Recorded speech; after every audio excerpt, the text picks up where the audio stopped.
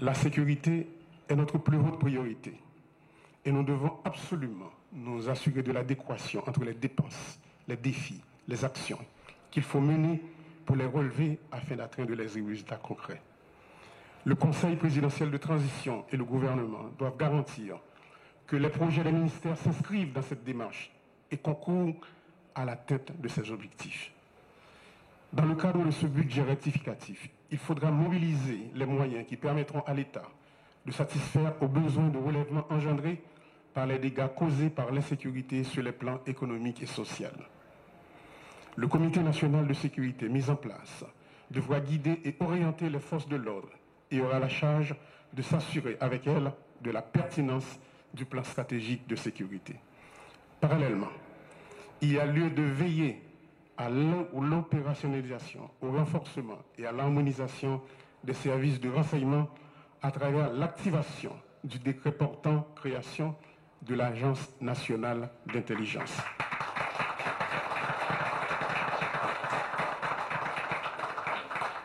Sans un effectif adéquat, les forces de l'ordre ne seront pas en mesure de mettre fin à l'insécurité.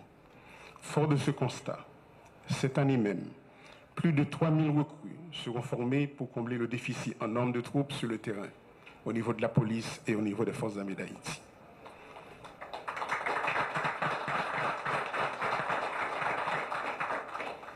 Les forces armées nous ont présenté un budget détaillé sur les actions qu'elles anticipent de mener.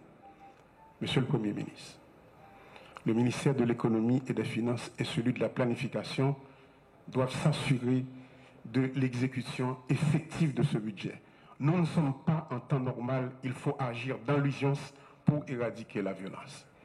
Il me plaît de vous informer qu'un protocole d'accord sera signé entre les forces armées d'Haïti et l'Agence nationale des aires protégées pour la mobilisation des agents des aires protégées dans la guerre contre les gangs armés.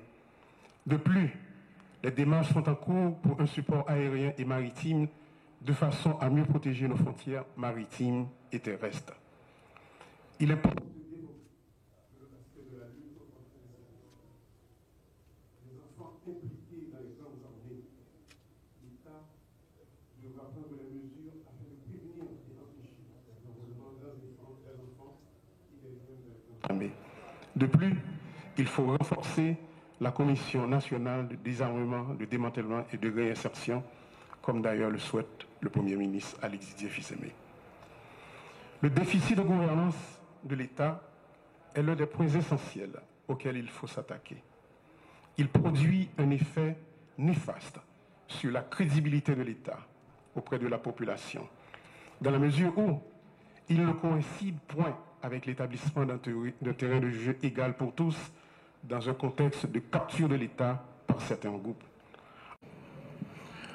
Aujourd'hui, le moment est venu pour moi de prendre le relais pour assurer la coordination du Conseil présidentiel de transition.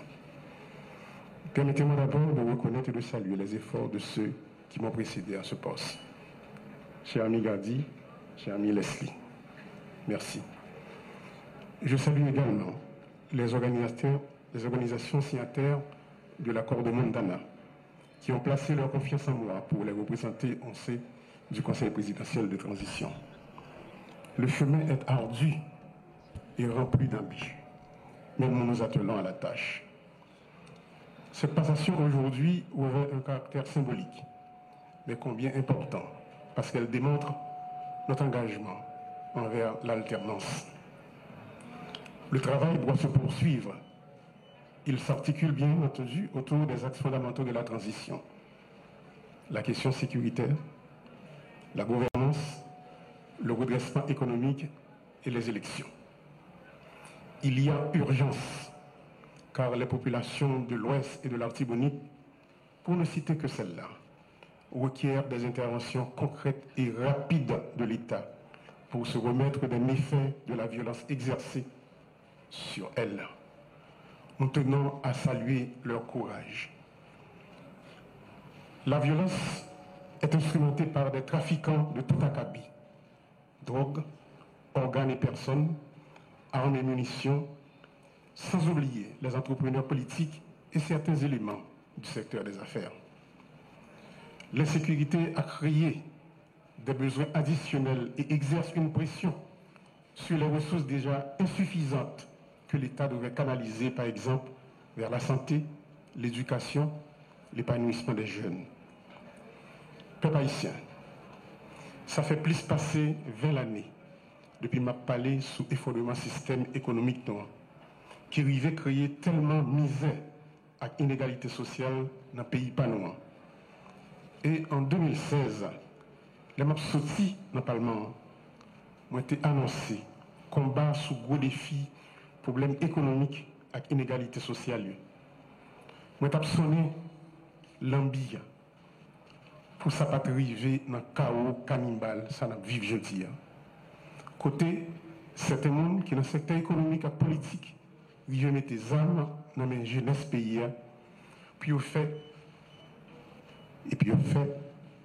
ça ils connaissent, pour détruire la vie avec bien, pour faire action et traîner nous dans la honte ça que nous vivons jeudi. Jeudi, quand bombé ça nous arrive là, on kidnappé, femmes violées, un pile monde perdit la vie avec bien, un pile monde courir quitter le pays, puis aller prendre refuge dans l'autre pays. Ces conséquences violentes.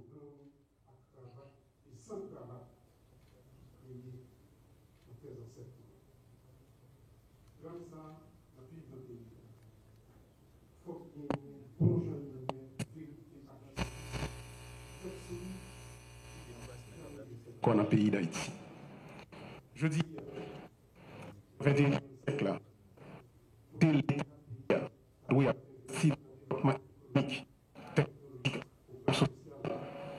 pour l'éducation, santé, logement, infrastructure, agriculture, nous obligés à dépenser un pile d'argent dans acheter balles et examens pour lutter contre gangs criminels toute qualité. Je salue courage population. Courage policiers nous. Les populations qui a gommé tout partout, même gens qu'on l'esprit Voltaire se dit là.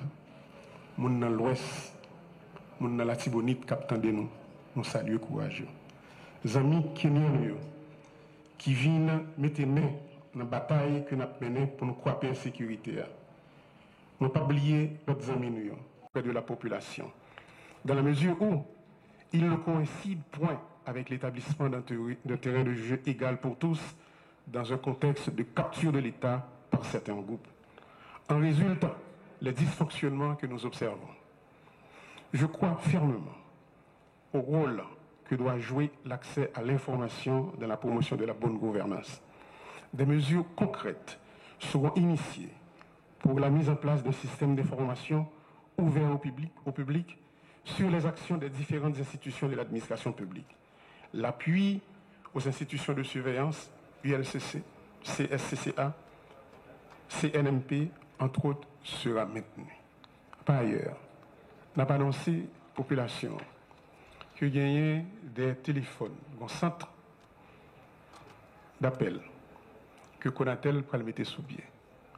Côté que il y a un téléphone dédié pour la DGI, il y a un pour l'immigration et l'autre pour la douane.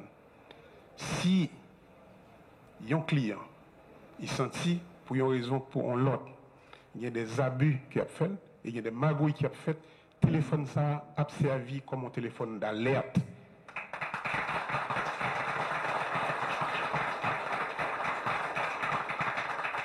Sur le plan économique, l'objectif consiste à poser les jalons en vue de casser le rythme de décroissance des 6 dernières années. Pour cela, il faut soutenir la production nationale et stimuler tant la consommation que l'investissement en favorisant une approche régionale. La poursuite de pareils objectifs suppose d'abord la mobilisation des ressources domestiques.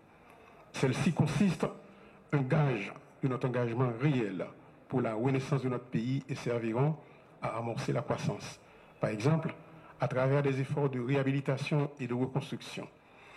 La violence a forcé bon nombre de nos citoyens à abandonner leur logement et à délaisser leurs activités productrices de recettes. Dans ce contexte, sur le plan humanitaire, plusieurs actions urgentes s'imposent. Parmi elles figure le relogement des personnes déplacées internes, la constitution de structures d'accueil pour les déportés, le support nutritionnel d'urgence aux personnes en situation d'insécurité alimentaire, l'accompagnement social des jeunes, notamment de violences sexuelles. Notre objectif majeur demeure le retour à l'ordre constitutionnel. Aussi, conformément aux accords convenus et aux engagements pris, nous devons prendre des mesures concrètes pour préparer le rendez-vous du 7 février 2026. Sur les élections, par exemple, il faudra continuer à alimenter le fonds dédié à la tenue des élections et au CEP, financer les activités du comité de pilotage de la conférence nationale, œuvrer à la mise en place d'un vaste programme d'identification des Haïtiens. Il reste entendu que la concertation avec la société civile et la diaspora doit également se poursuivre. Et nous ne manquerons pas non plus de faire appel à nos amis de la communauté internationale pour un appui au processus électoral. Je dis, il y a des amis de la diaspora qui sont avec nous. Merci de l'amitié de votre présence, chers amis.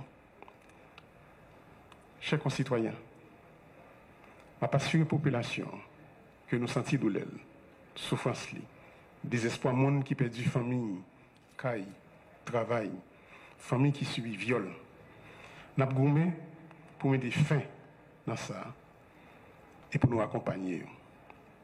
Mais c'est bien bas, nous saluer et honorer résistance héroïque, monde qui empêche le pays à effondrer. Producteurs paysans, Madame Sarah, ma passion population que nous sentons douleur, souffrance, désespoir, monde qui perd famille, caille, travail, famille qui subit viol. Nous avons gourmé pour mettre fin dans ça et pour nous accompagner. Mais c'est bien bas, nous saluer et honorer résistance héroïque, monde qui empêche le pays à effondrer.